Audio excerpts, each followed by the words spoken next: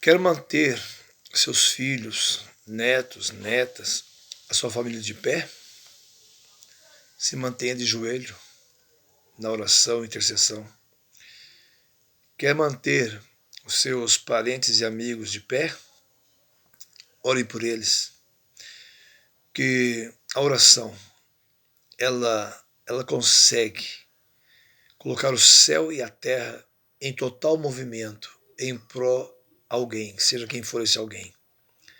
Então, quando você está de joelho orando por alguém, você está se doando, isso é um gesto de amor.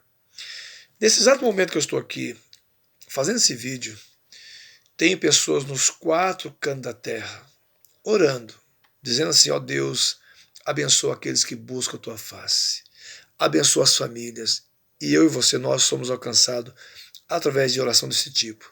Deus abençoe.